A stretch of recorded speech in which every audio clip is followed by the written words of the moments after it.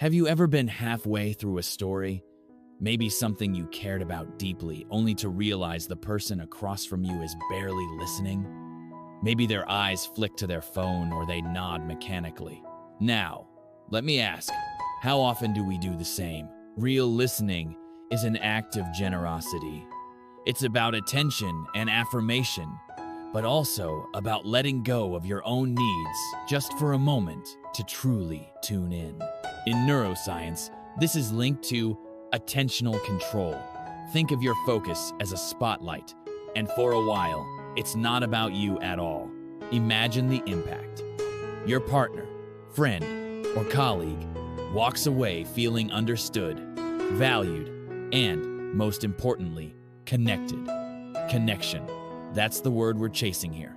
Now, you might be thinking, well, what about my own needs? And that's a fair question. But the paradox is, when you listen deeply, you often get listened to in return. Listening is reciprocal, like a dance. Today, we're diving into the practical, sometimes vulnerable, and always transformative world of listening. Because it's not just a skill, it's a catalyst for real growth. Picture this. You're trying to talk, but the TV blares. Someone scrolls their phone, or the dog barks in the background. Sound familiar? It's practically the plague of modern conversation. To really listen, you've got to create space physically and mentally. In psychology, this is called environmental priming. You remove stimuli that compete for your sensory bandwidth. It's like closing unnecessary tabs on your browser. Only one window matters. The person in front of you. Let me tell you a story.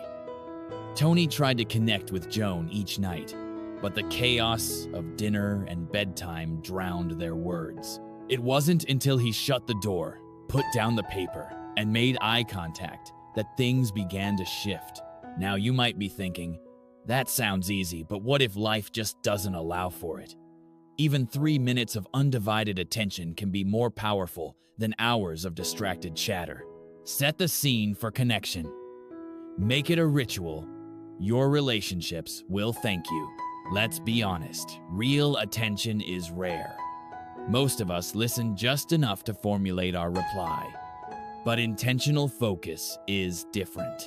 It's about empathic accuracy, a term from social psychology that refers to your ability to accurately infer another's feelings or thoughts. Here's the conflict. Your mind is noisy, full of your own worries and agendas. The solution? Suspend those thoughts. Set aside your mental shopping list and concentrate on the other person's private world of experience. You might say, but what if I'm tired or stressed? That's human. Sometimes you have to be honest and ask to talk later. But when you choose to listen, do it for real. Don't just act like you're listening. People can spot a fake a mile away. Try this. Next time, make an empathic guess. Tough day? Or you seem worried. Notice how these small moments of recognition open doors. Good listening starts with effort, not technique. Be all in, even if just for a moment. Generic questions, how was your day? Often get you generic answers. Specificity is your secret weapon.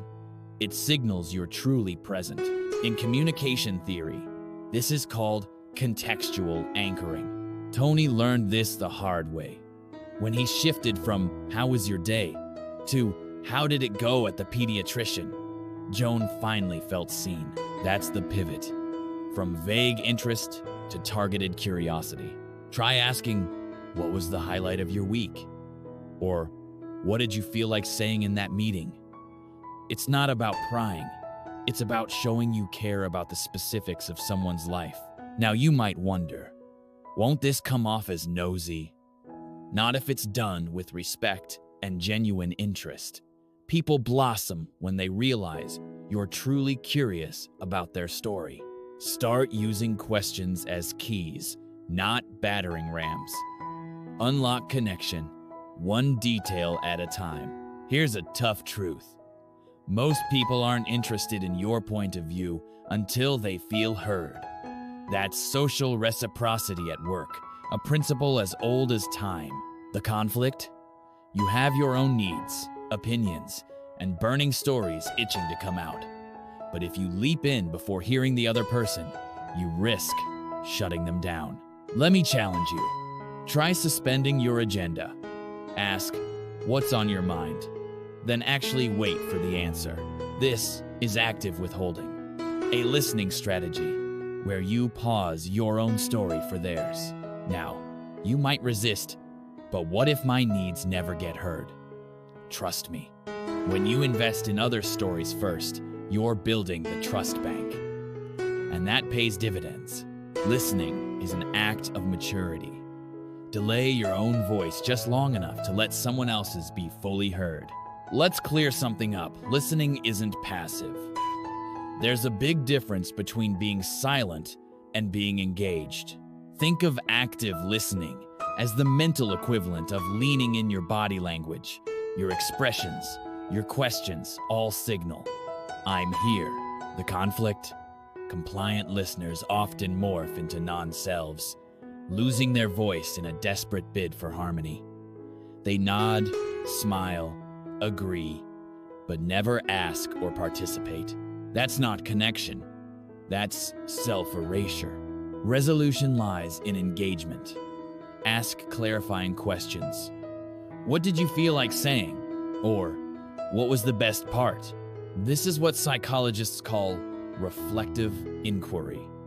You're not just taking in information, you're inviting elaboration. You might ask, but what if I'm overwhelmed by someone who talks too much? Stay curious, but set boundaries. Engagement doesn't mean martyrdom. Active listening is silent, but never passive. Lean in, ask, reflect, and discover the magic that unfolds. Ever left a conversation wondering, did they even get what I said? That's why affirmation matters. Without it, silence becomes ambiguity, a blank page that makes people question whether they've been heard at all. Here's the technical part, paraphrasing. When you restate someone's feelings or position in your own words. So you're saying you feel overwhelmed by the new project, right? You close the feedback loop. The conflict? Many of us skip this step, thinking it's awkward or unnecessary. But failing to affirm understanding is like sending a letter and never getting a reply. Resolution is simple. Get in the habit of checking in. Did I get that right? It's not about agreeing. It's about confirming you're tuned in.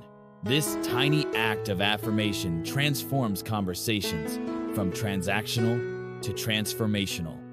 Take the extra step. Let's face it. When emotions run high, our urge to be understood skyrockets, but so does misunderstanding. In conflict psychology, this is called demand withdrawal pattern. One pushes, the other pulls away. Take Rob and Sheila. She says, "We never go out." He fires back, "That's not true." And communication breaks down. The mistake? Neither acknowledge the other's emotional reality. Now you might be thinking, but what if I disagree? Remember, acknowledgement isn't agreement. You can say, "I get that you feel lonely," without signing up for Friday night karaoke. Resolution comes when you prioritize validation over victory. Try, "I hear you're frustrated. Let's figure this out together." When in doubt, pause the argument. Acknowledge the feeling. That's the shortcut through gridlock. Have you ever had the same argument on repeat? That's dueling declarations. A communication trap where both people keep restating their positions instead of listening. The technical fix? Paraphrase before you respond. This reflective paraphrasing interrupts the cycle of cross-complaining and builds space for understanding. The conflict here is emotional safety.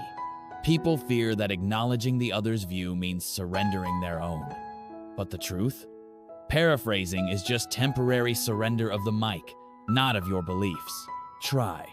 So you're saying this move feels like a big sacrifice for you. Pause for correction or affirmation, and only then share your own view. Master this, and you'll turn endless battles into genuine dialogues. It's not magic, it's mindful communication. Letting go of control in conversation can feel terrifying, especially if you're someone who likes solutions, not just stories. In interpersonal dynamics, we call this the one-up position. The conflict, interruption, unsolicited advice, and steering the story back to yourself are all forms of seizing control. But real listening requires surrender, even if just for a few minutes. Imagine someone telling you about a problem and you simply respond, "That sounds tough." No solutions, no stories of your own, just presence. Now, you may worry, am I being too passive? But remember, presence is not absence. It's a brave act of letting the other person fully own their moment. Next time you're tempted to fix or hijack, try silence. You'll be amazed at what people will share when you give them the stage. You're pouring your heart out, and suddenly, someone cuts you off or dives in with advice you never asked for. Frustrating, isn't it? This is a classic boundary violation, one that all of us have experienced. The conflict. How do you protect your space without escalating into defensiveness? Social assertiveness is key. Try, "Wait a minute, I'm not finished," or "Thanks, but right now, I just need to talk." Think of this as conversational lane control. You have the right of way when you're speaking. It's okay to gently but firmly reclaim it. Now, you might worry, won't I seem rude? Assertiveness isn't aggression. It's the difference between a stop sign and a roadblock. Claim your right to be heard. It's not just self-care, it's a model for healthy dialogue. We all know someone who dominates every conversation, always steering things back to themselves. The temptation is to tune out or label them self-centered, but their need for attention is genuine, even if exhausting. The conflict here is twofold: your patience versus their neediness. If you shame or ignore them, it often backfires, intensifying their drive to be heard. Psychology calls this the attention-seeking cycle. Here's a strategy. Listen a little more deeply, just enough to shift the dynamic. Ask one genuine question, invite them to share, then gently steer to reciprocity. Now you might ask, but won't this encourage more monologuing? Sometimes, but often, even a small increase in being heard leads to a big reduction in neediness. Compassionate listening is courageous. It doesn't mean losing yourself, it means seeing the whole relationship, not just half of it. All this talk of listening, how do we make it a part of real life? Not just theory. The answer is presence, attentive, patient, and non-judgmental. In psychoanalysis, there's a method called free-floating attention, where the therapist listens without pressure to act or react. In daily life, you can borrow this by giving someone your undivided focus, even for 3 minutes. The conflict, our urge to multitask or jump in with opinions can feel overpowering. But when you resist, you offer the rarest gift, your full attention. Let me challenge you. The next time someone you care about speaks, devote 3 uninterrupted minutes. It'll feel longer than you expect and harder, but the rewards deeper trust. Stronger bonds are tangible. Listening well isn't flashy. It's steady, humble, and deeply human. Practice it daily. Watch your relationships transform.